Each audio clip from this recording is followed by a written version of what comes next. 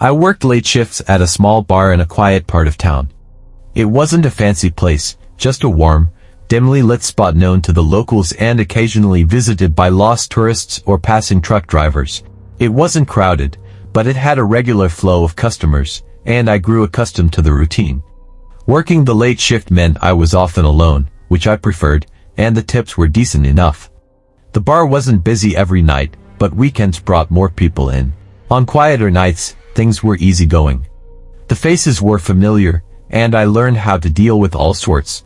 The talkative ones, the quiet ones, those who came to flirt, and those who just wanted to be left alone.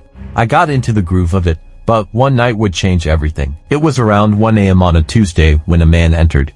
He appeared to be in his late 40s, dressed sharply in a black jacket under a long black coat, a striking figure for a bar like this. He had an air of confidence about him, and there was something about his demeanor that made him stand out. He sat at the bar, ordered a drink without hesitation, and we struck up a conversation. His first question was about whether I enjoyed my job, a typical question, but one that felt oddly probing. I told him that, despite its simplicity, I did enjoy working there. We shared a laugh as I told him it felt like the work I was meant to do. For a while, it was just small talk, but there was something off about him, though nothing I could quite pinpoint. Then he asked a strange question. Have you ever thought about doing something bigger than this? It caught me off guard, but I brushed it off, telling him I was happy where I was. He seemed slightly taken aback, but didn't press the issue. Before he left, he slipped me a $100 bill, almost as if it were nothing to him, and left without another word. I didn't expect to see him again, but a week later, he returned, this time with a woman. The woman was in her mid-30s, impeccably dressed, but there was something a bit forced about her style. She approached me, complimented my appearance, and asked me questions that felt too personal. Then she dropped a bombshell. I work at an exclusive club, and I'm always looking for people like you. She promised I could earn thousands over the weekend, if only I joined her in her work.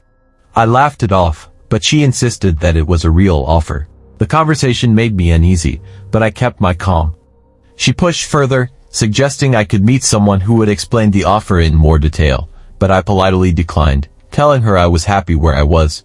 They left soon after, but I couldn't shake the feeling that something was wrong. A few days later, while I was leaving work late at night, I noticed the same car parked across the street. I tried to convince myself it was just a coincidence, but as I drove off, I saw the car following me.